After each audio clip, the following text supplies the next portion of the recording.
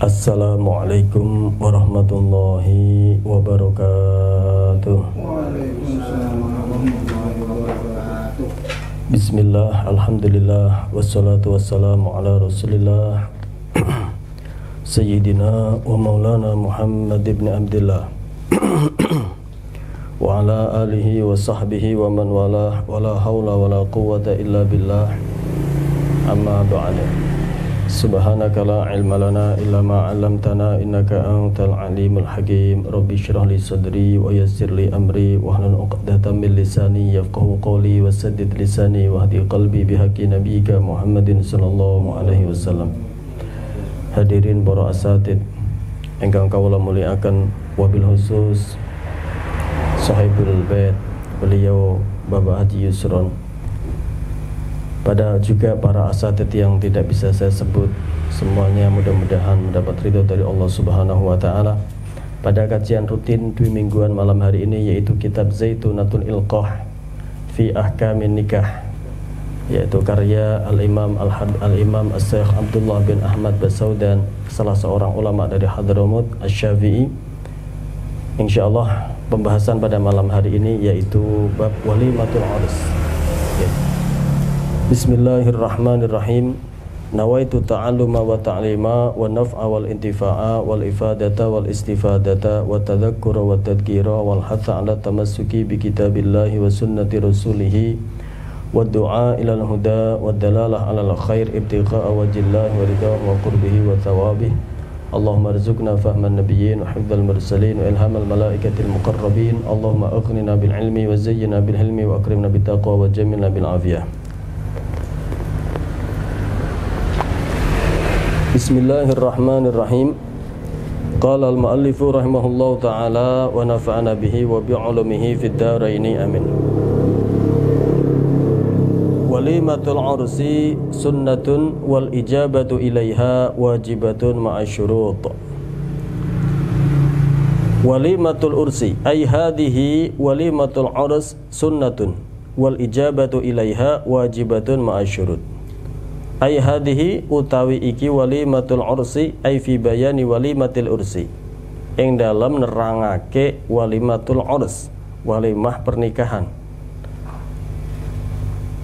Ay wa hadhihi wa walimatul ursi au at-takdir wa walimatul ursi sunnatun ay wa hiya sunnatun, ya, atau takdirannya walimatul ursi sunnatun, ya, jadi mubtada khabar. Kalau tadi tak jadikan mubtada muqaddar, maka sunnatun juga menjadi khabar dari mubtada muqaddar. Kalau dohirnya di sini walimatul ursi sunnatun, utawi walimatul urs iku sunnatun, hukumnya sunnah. Wal ijabatu utawi jawabi mendatangi ilaiha kepada walimatul urs wajibatun iku hukumnya wajib. Ma'asyuruti ing dalam sumertane biro-biro syarat. Jadi ini menerangkan bahwasanya hukumnya melaksanakan walimatul urus itu sunnah, tapi hukumnya yang diundang untuk mendatanginya malah wajib kalau memenuhi syarat. Ya, jadi kadang-kadang itu aneh. Ya, hukum mengadakan walimahnya sunnah, hukum menghadirinya wajib. Ya. Ini ya kan? Terkadang fikih itu seperti itu. Tapi ma'asyuruti ing dalam semertane bira-bira syarat. Wa tusannu walimatul ursi li zauji ar-rasidi wa li waliyyi ghairihi abihi aw jaddihi min mali nafsihi walaha idza lam yulim az-zauj. Wa tusannu lan den sunahake napa walimatul ursi napa walimatul urus li zauji setunggal kangge kedue zauj, seorang suami. Tapi ar-rasyidi suami ingkang rasyid, ingkang boten safih. Nggih. Yang pertama wa tusannu walimatul ursi li zauji ar-rasyid. Yang pertama beliau As-Syaikh Abdullah bin Ahmad Basaudan menerangkan bahwasanya walimatul urs niku hukumnya sunnah untuk siapa? Sunnahnya bagi siapa? Setunggal, satu li zauji bagi zauj. Walimatul urus hukumnya sunnah, satu untuk seorang suami yang melaksanakannya. Tapi dengan catatan ar-rasyidi, suami tadi suami yang rasyid. Rasyid niku nopo sih? Rasyid itu apa? Rasyid dalam bahasa fikih artinya bukan safeh, ya. Safeh niku apa sih? Safeh itu artinya al-muslih li umur. Rasyid itu artinya al-muslih li umuri dinihi wa dunyahu. Orang yang bagus artinya bisa dipercaya di dalam urusan agamanya dia, juga di dalam urusan dunianya dia. Ini definisi indal mutaqaddimin. Ini definisi menurut kebanyakan ulama yang mutaqaddimin. Tapi sebagian ulama mutaakhirin itu mengatakan rasyid itu cukup dia itu muslih, bagus di dalam urusan dunianya, maka sudah dianggap itu seorang rasyid, ya. Ala kulli hal, definisi yang pokok rasyid itu adalah al-muslih li umuri dinihi wa dunyahu. Orang rasyid itu orang yang bagus, artinya bisa dipegang, bisa dipercaya, benar di dalam urusan agama dan dunianya. Kalau ada orang punya uang sekian, berapa, 1 juta, dibakar, ini namanya nggak bagus, nggak benar, belum bisa dipegang dalam urusan hartanya.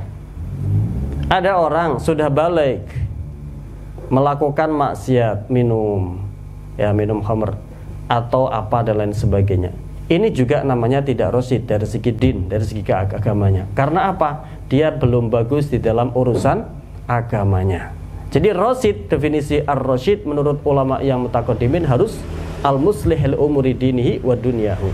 Harus orang yang bagus, benar, bisa dipegang dalam urusan dunianya, juga dalam urusan agamanya. Hanya saja mutaakhirin, sebagian dari mutaakhirin, definisi rasyid adalah orang yang al-muslih li umuri dunyahu faqat, yaitu orang yang bagus di dalam urusan dunianya saja. Artinya dia punya uang itu tahu menasarufkannya, tidak diambur-hamburkan, tidak ditasarufkan pada tempat yang haram. Itu berarti namanya rasyid. Kalau bukan rasyid, itu namanya safih. Safih sendiri ada namanya safih memang dari kecil sampai dia menjadi balik belum bisa dipegang. Bi'an balagha ghairu rasyidin. Ini tidak butuh kepada hajar daripada qadhi, tidak butuh kepada penghajaran, ya, pembatasan, penentuan hukum hajar, hukum pembatasan dari hakim kepada orang tersebut. Karena memang dari sebelum balik dia belum rasyid, sampai baliknya pun tidak rasyid. Ada kalanya safih itu, ada kala ini namanya safih yang seperti tadi, safih nggak perlu butuh, nggak perlu hajar dari hakim.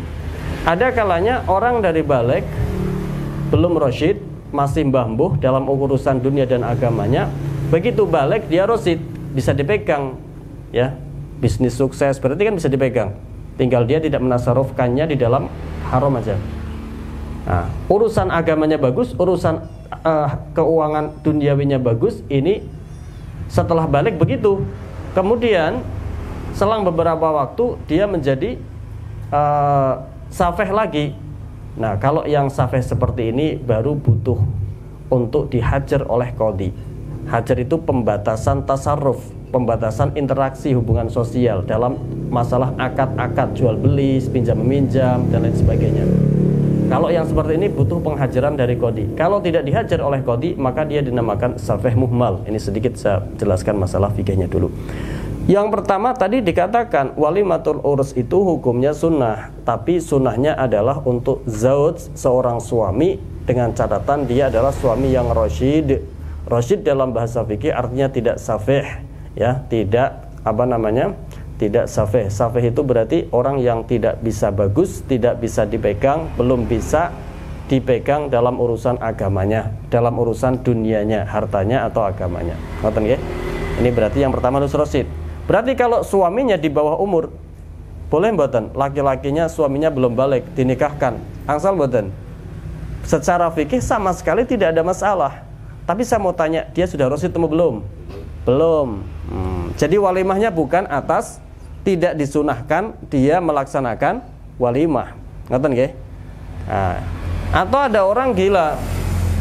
Orang gila menikah, laki-laki gila menikah, angsal mboten? Orang gila menikah, gimana hukumnya ini? Ya boleh-boleh saja. Terus yang menjadi ijab siapa? Walinya dia. Walinya dia. Sama seperti ketika anak kecil menikah, walinya siapa? Yang ijab siapa? Walinya. ya kan? Ya, walinya. Ketika anak kecil yang ijab, maka ketika anak kecil menikah, yang ijab walinya. Kayak perempuan jadinya, butuh orang lain karena dia ibaratnya masih lagu, ibaratnya masih belum bisa diterima secara fikih. Jadi masih butuh orang lain yang menggantikannya. Nah, orang gila menikah, umurnya saya katakanlah sudah umur 25 atau 30. Tapi orang gila ini disebut rosid atau boten? Boten. Jadi dia tidak sunnah melaksanakan walimah dari segi dianya, dari sudut pandang dianya. Ngoten nggih? Itu pembahasan yang pertama.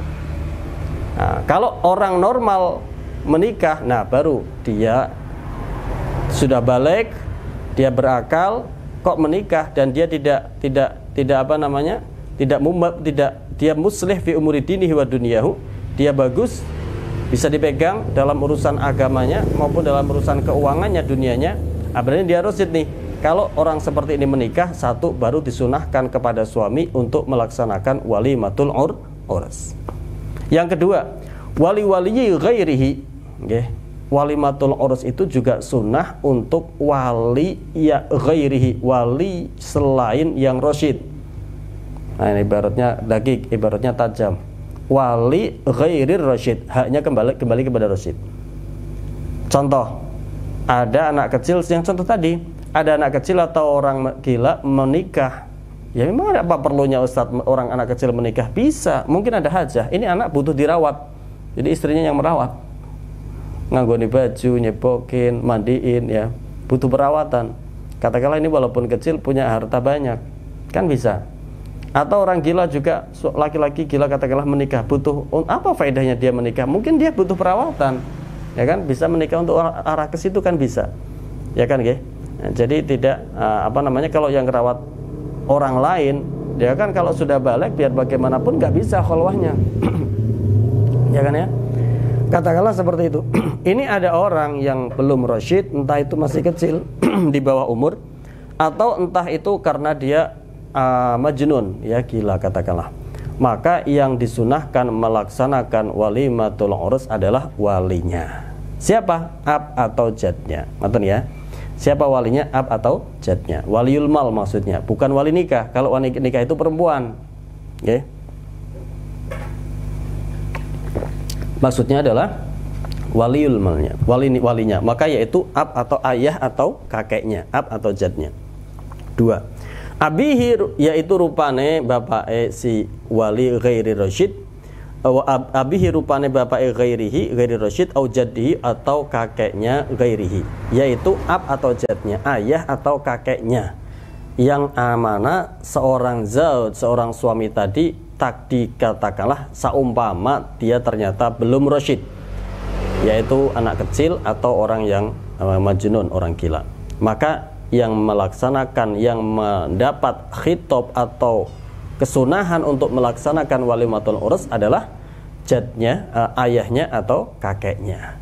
Kalau memang seorang suami tadi tidak rasyid, yaitu anak kecil atau orang gila. Ya, itu yang kedua. Min mali nafsihi, tapi ketika yang mengadakan walimah adalah bukan suami yang rasyid, akan tetapi wali ghairir rasyid. Walinya seorang zauj, walinya seorang suami yang suami tadi tidak rasyid, ya, dia belum, ya katakanlah masih anak kecil atau orang gila, maka ada syarat lagi, min mali nafsihi, harus dari hartanya wali, tidak boleh dari hartanya seorang zauj yang belum rasyid tadi. Ngoten nggih? Min mali nafsihi, saking bondone awak dhewene si wali ghairi rasyid. Jadi kalau seorang ayah punya anak kecil yang belum balik, belum rasyid, ya, belum memenuhi syarat rasyid, kemudian menikahkan anaknya karena hajat, atau ada orang gila dinikahkan itu orang gila tersebut karena hajat, maka ketika ayahnya, yang pertama yang mendapat kesunahan untuk melaksanakan walimatul urs adalah ayahnya atau kakeknya, yaitu walinya. Yang kedua, harta yang dikeluarkan untuk walimatul urs tidak boleh dari hartanya si anak tadi atau si orang gila tadi, harus dari hartanya wali, ya. Kenapa nggak boleh mentasarufkan hartanya orang yang belum rasyid? Ya karena dia belum boleh. Katakanlah ya kok bisa dia punya uang, bisa aja mungkin dia dapat warisan, ya, Katakanlah yang meninggal bapaknya, yang tinggal sekarang kakeknya, dia jatuh warisannya ke dia semua. Jadi ada anak kecil umur 5 tahun, 10 tahun tapi kaya, ada kan? Bisa. Nggak boleh mengambil uang yang diperlukan untuk walimah dari hartanya si suami yang belum rasyid tadi, tapi harus dari seorang suami, dari seorang hartanya walinya tersebut. Ngoten nggih. Definisi rasyid tadi sudah saya terangkan ya. Rasyid itu artinya tidak safih, tidak safih. Rasyid itu bi an balagha rasyidan ay muslihan li umuri dinihi wa dunyahu. Dia balik dalam keadaan bagus dalam urusan dunianya, bagus dalam urusan agamanya, tidak ngawur dalam keuangan, tidak ngawur dalam halal haram kemaksiatan. Ngoten nggih? Itu namanya rasyid. Yang nomor 3, bisa nggak walimatul urs itu yang melaksanakan perempuannya, si istri? Nah, ini pertanyaan. Apa jawabnya? Walaha idza lam yulim az-zauj wa tusannu ay wa tusannu laha, takdirannya ngoten nggih. Begitu juga walimatul urs itu disunahkan untuk si perempuannya, si istri, apabila idza lam yulim az-zauj, ketika seorang suami tidak melaksanakan sunnahnya walimatul urs, maka dengan demikian jatuhlah kesunahan walimatul urs kepada si perempuan. Apakah mutlak atau ada syaratnya Ustadz? Ada kriterianya. Roja'a solahihi krana arep-arep baguse zauj laha maring si istri ala ihtimalin ing atase ihtimal member fihi ing dalem napa namine roja'a solahihi. Ini roja'a solahihi ini penjelasannya agak gimana ya, agak ittirab, agak rancau. Saya ambilkan ibaratnya tuhfah ya, ibaratnya tuhfah di dalam masalah ini, yaitu Tuhfatul Muhtaj juz 7 ya. Tuhfatul Muhtaj juz 7 halaman 423. Falau amilaha ghairuhuma ka abi zaujah au hiya anhu. Falau amila, ketika melaksanakan ha ing walimah sapa ghairuhuma, selain zauj ar-rasyid atau waliyu ghairir rasyid, selain suami yang memenuhi syarat atau walinya ketika suami tidak memenuhi syarat. Siapa? Katakanlah ka'abi az-zaujah falau amilaha ghairuhuma.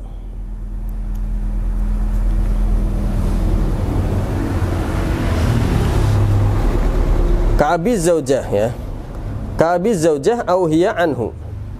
Seperti ayahnya si istri perempuan. Kalau ini sering terjadi kan? Di Jawa kan? Siapa yang bikin walimah di tempat kita? Istri kan? Hah? Umumnya perempuan. Jadi sebenarnya gimana itu? Ki Jawa ke banget pintere. Neng Jawa ke krana kandung adate walimahnya di mempelai putri, akhirnya ono perkara sing jenenge gawanan lamaran. Ya mungkin apa mboten? Lah pun nang Arab ono lamaran. Tapi kan sing gawe walimah nyata masih sesuai dengan fikih suami. Lah ning Jawa ki banget pinter ya. Oh, jangan iso diremehke nek Jawa ini. Ya, cerdas dengan keadaan, tapi tidak meninggalkan fikih. Ya kalau zaman sekarang ada khawatirnya cerdasnya enggak meninggalkan fikih. Ini membahayakan. Ini enggak ini Kiai Jawa ini ya. Jadi kan Kiai Jawa itu paham sunnahnya walimah itu setelah akad, wal afdal setelah duhul. Nah, dilihat faktanya di Jawa itu ketika sudah akad itu posisi suami dan istri itu di mempelai putri, ya kan? Mau nggak mau akhirnya walimahnya juga sering terjadi di pihak putri, ya. Tapi kalau di daerah sini saya amati sih dua-duanya, Pak Haji ya. Dua-duanya, pihak putra ya bikin, pihak putri ya bikin. Pihak di sini ya. Tapi sebenarnya kesunahannya tadi bagi suami. Yang kedua, kalau memenuhi syarat yaitu rasyid. Yang kedua, bagi walinya si suami yang tidak memenuhi syarat, contohnya anak kecil katakanlah. Yang ketiga, seorang istri ketika diizini oleh suami. Kalau tidak diizini, apa ada hubungan dengan kesunahan tidak kesunahannya Ustaz? Enggak ada ke situ. Wajib dan tidak wajib datangnya hubungannya ke situ, okay? Jadi kalaupun seorang istri melaksanakan membuat walimah tanpa ada seizin dari seorang suami pun, itu enggak ada hubungan dalam segi kesunahan atau tidak kesunahannya. Hubungannya dengan wajib atau tidakkah sekarang mendatanginya. Hubungannya begitu. Ngerti nggih? Ini ibaratnya manhaj, ibaratnya ahtufah, falau amilaha ghairuhuma ka abi zaujah au hiya anhu, atau seorang istrinya sendiri anhu dari seorang suami, dari seorang suaminya. Apa? falladhi yataji anna zaud in adina ta'addat as-sunnah anhu. Maka pendapat yang wajah, pendapat yang kuat, yang unggul menurut saya Ibnu Hajar, kalau seorang suaminya memberi izin kepada istrinya untuk mendirikan, untuk mengadakan walimah tersebut, maka ta'addat as-sunnah anhu, maka walimah tersebut sah, memenuhi sebagai sunnah yang dikerjakan oleh suaminya, sah sebagai sunnahnya walimah. Terus fatajibu al-ijabatu ilaiha, dengan demikian wajiblah mendatangi undangan walimah tersebut. Ini hukumnya ya. Ini apa namanya? Yang hubungan dengan walimah. Roja'a solahihi laha ala ihtimalin fihi. Ini ibaratnya Zaitunatul Ilqah. Agak sedikit sulit pemahamannya. Tapi kalau saya ambilkan ibaratnya Tuhfatul Muhtad seperti di juz 7 halaman 423 tadi, maksudnya adalah in roja la'allahu, kemungkinan yang dimaksud adalah in roja solahihi laha, maksudnya in roja solahihi bi an adzina lahu, bi an adzina laha. Kalau memang solahihi itu maksudnya seorang suami ini diharapkan memberi izin kepada seorang istri yang melaksanakan, mengadakan walimah tadi. Suaranya ibaratnya tuhfah itu maksudnya adalah ketika suami memberi izin kepada pihak istri yang melaksanakan walimah tadi, ya kan? Laha, kepada seorang istri tadi. Alah timalin fihi, ya, itu pun masih ada pembahasan ya, karena di dalam tuhfah sendiri juga ada dua pendapat ya. Khilafan liman atlaqa husuluha, ya, ada segolongan ulama itu mutlak, izin gak izin, suami memberi izin gak izin, istri mengadakan walimah, bila seorang suami tidak mengadakannya, sudah hukumnya dia mendapat telah melaksanakan kesunahannya walimah. Ini pendapat yang kedua. Pendapat yang muttajah, pendapat yang kuat menurut saya Ibnu Hajar, tunggu dulu. Seorang istri bikin walimah, tunggu dulu. Suami memberi izin, maka ta'addat as-sunnah anhu fatajibul ijabah. Maka terlaksanalah sebagai walimah yang sunnah dan wajiblah hukumnya mendatangi dengan syarat-syaratnya kalau tidak ada kemaksiatan. Tapi pendapat yang kedua, ini pendapat yang kurang wajih, yang kurang kuat menurut saya Ibnu Hajar, mutlak. Izin gak izin itu suami, memberi izin atau gak memberi izin, kok istri mengadakan walimah ketika suami tidak mengadakannya, itu hukumnya mendapat kehukuman sudah kesunahan. Ya, ada dua pendapat jadinya kalau seorang istri melaksanakan walimah. Walid tasarri, nabo. Dalam hal ini berarti pendapatnya ulama Jawa yang unggul lah ya. Yang bagus ya. Dan fleksibel lah ya, kondisional. Jadi memang ilmu itu ketika luas ittasa, ketika luas itu. Tapi kalau nggak luas, dipaksa-paksa luas, itu berbahaya. Bisa tasahul nantinya. Okay? Ala kulli hal, kembali ke pembahasan. Walid tasarri, juga walimatul urus itu disunahkan untuk tasarri. Tasarri itu memiliki budak. Okay? Zaman sekarang sudah tidak ada. Kalau istri itu kan ada batasnya sampai 4. Dan saya pernah menyampaikan kalau madhab Imam Syafi'i itu memang boleh sampai 4, tetapi wal afdal al wahidah. Tetap yang lebih utama adalah 1. Tetapi saya tidak membahas boleh atau enggak bolehnya, atau praktek enggak tidak prakteknya. Saya hanya menyampaikan fikih, menyampaikan ilmu ya. Ada begitu juga ada namanya tasarri ya. Tasarri itu memiliki amah, budak perempuan. Ini tidak terbatas pada zaman dulu kalau memang ada. Dan Al-Habib Salim bin Abdullah bin Marasyadiri sering menegaskan bahwasanya perbudakan itu bukan diadakan atau didatangkan oleh Islam, sama sekali bukan. Perbudakan sudah ada dari sebelum Islam. Jadi kalau ada orang mengklaim Islam itu membawa perbudakan, salah besar, salah total. Cek sejarah, tidak seperti itu. Sebelum Islam sudah ada perbudakan. Justru dengan adanya Islam itu menetralisir perbudakan dengan cara yang tidak merugikan. Kok bisa Ustadz? Iya, orang yang memerdekakan budak pahalanya gede mboten? Gede sekali. Orang yang kena kafaroh dendanya ada di pintu memberikan budak mboten? Iya, di situ. Sahabat-sahabat ketika dianjurkan untuk memberikan budak, banyak, ribuan sahabat memberikan budak. Jadi Islam itu justru menetralisir perbudakan, tetapi dengan cara yang tidak merugikan pemiliknya. Kalau memulai sekarang dihapus perbudakan, kan rugi Pak, itu belinya pakai uang. Itu kan harganya kan ada yang mahal, gitu mboten. Tetapi dengan cara yang seperti tadi, dianjurkan pahala yang sangat tinggi, kemudian ketika terkena denda-denda hukum secara fikih, dendanya memerdekakan budak, dengan demikian sedikit demi sedikit budak ini akan habis, ya akan netral, bersih, kecuali memang ketika yang dibutuhkan, tetapi tidak merugikan pihak manapun. Ngoten nggih? Jadi salah kalau diklaim perbudakan itu sebabnya Islam itu salah. Ngoten nggih. Ngoten nggih. Walid tasarri, dan walimah itu juga disunahkan karena untuk tasarri. Tasarri itu mengambil, memiliki amat atau budak perempuan. Itu juga disunahkan walimah nggih. Menikah atau memiliki beli budak, ya, budak yang sekian katakanlah. Itu juga disunahkan untuk mengadakan walimah. Wa waqtuha utawi waktune walimah ba'dal aqdi, itu setelah akad. Walimah itu waktunya adalah setelah akad. Nah, ini sering di Jawa ini karena keadaan mungkin pernikahannya jauh sebelum akad. Itu terus namanya apa itu? Apakah boleh takdimul walimah gitu kan? Takjil. Ya memang itu walimah muqaddamah. Walimah yang ditakjil, walimah yang didahulukan. Nanti tak bahas coba ibaratnya. Wa waqtuha ba'dal aqdi. Waktunya walimah itu sebenarnya adalah setelah terjadi akad, setelah akad nggih.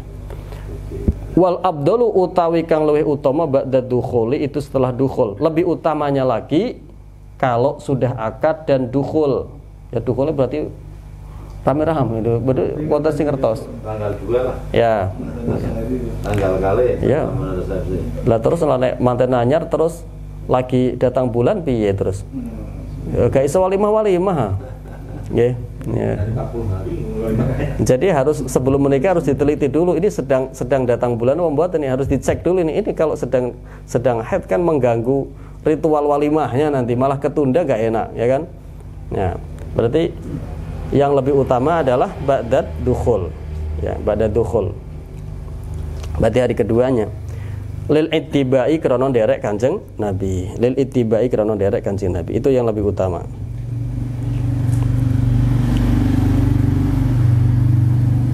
Wala tafutu bitolaqin, dan walimah itu tidak kemudian hilang hukum kesunahannya sebab telah menjatuhkan talak. Seorang suami karena suatu hal tertentu setelah ditimbang dan sebagaimana memang sudah tidak memungkinkan lagi kemudian menjatuhkan talak, ternyata katakanlah belum walimah seumpama, maka kesunahannya walimah pun masih tetap bisa dilaksanakan. Wala tafutu bitolakin, tidak hilang itu kesunahan walimah dengan dijatuhkan tolak. Wala bimautin, ya, ada yang meninggal, entah si suami atau si istri dohirnya, kok ada salah satunya yang meninggal, maka juga tidak hilang kesunahan melaksanakan walimah, itu juga tidak hilang. Nembe bojo katakanlah, ya, kemudian istrinya meninggal, tetap kesunahannya tetap tidak hilang, tetap disunahkan untuk melaksanakannya bagi seorang suami. Atau ketika katakanlah suaminya yang meninggal, di sini nggak ditafsir, tetapi mutlak, ya. Atau hatta suaminya yang melaksanakan siapa Ustaz kalau suaminya meninggal? Tadi kan walimah tidak hanya khusus suami, bisa katakanlah siapa? Bisa katakanlah walinya, ya kan? Tapi kalau suami tidak rasyid, kalau suaminya tidak rasyid, ya, karena safih, suaminya tidak memenuhi syarat, anak kecil lah, maka bisa walinya ab atau jad. Wali di sini bukan wali nikah. Kalau wali nikah kan ab, jad, kemudian ikhwah, kemudian akmam, ya kan? Ayah, kakek, kemudian saudara laki-laki, entah kakak entah adik, kemudian paman, ya kan? Tapi kalau waliul mal adalah ayah atau kakek. Ngerti ya? Itu waliul mal. Kemudian bisa juga kan walimah dari pihak istri, ya kan? Ya. Adapun harus izin dan tidak harus izin kan tadi ada dua pendapat. Harus izin suami ada yang tidak seizin suami kan tadi ada dua pendapat, nggih. Pendapat yang kedua mutlak. Ada izin atau enggak ada izin, seistri mengadakan walimah ta'addat as-sunnah anhu, maka sudah dihitung melaksanakan kesunahan. Wala bituliz zaman. Wah, nikah wis umur 10 tahun anak wis telu durung walimah. Ini katakanlah saumpama, apakah masih tetap disunahkan Ustadz? Maka tetap masih disunahkan. Kal akikoti, sebagaimana hukumnya akikoh, sama hukumnya akikoh. Akikoh itu sunnahnya adalah as-sabi' min yaumi wiladatihi, hari ketujuh dari hari kelahiran kan. Akan tetapi kalaupun sudah balik ternyata belum diakikoi, apakah kemudian hilang kesunahannya? Tetap disunahkan. Mong ketika sudah balik, hukum kesunahan tadi tertimpa atas dirinya sendiri sudah. Kalau sebelum balik tertimpa atas walinya, orang tua, ngoten nggih. Jadi tetap sunnah, ya, sunnah akikoh. Nah, gitu nggih. Apakah boleh Pak Ustadz akikoh digabung dengan udhiyah, kurban? Itu dalam masalah khilafiyah, ya. Kalau saya Ibnu Hajar nggak boleh. Akikoh sunnah maksudah, udhiyah sunnah maksudah. Akikoh sunnah tersendiri, udhiyah adalah sunnah tersendiri, maka tidak bisa tadakhul, saling masuk. Tapi Imam Romli ini longgar, ya, ini cocok lah untuk orang Jawa lah. Imam Romli enak, nggak sulit-sulit, ya. Boleh akikoh sekaligus dengan udhiyah, yaitu ibaratnya banyak. Di bab udhiyah juga diantara yang menyebutkannya adalah Busyrul Karim menyebutkan bab itu. Imam Romli memperbolehkan menggabungkan akikoh sekaligus udhiyah sekaligus, ya.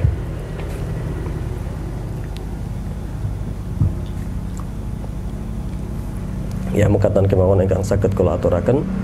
Mudah-mudahan pengajian pada malam hari ini bermanfaat. Dari Al-Fakir, barangkali ada kirang sopan atau ada sabkulisan, mohon maaf yang sebesar-besarnya. Wassalamualaikum warahmatullahi wabarakatuh.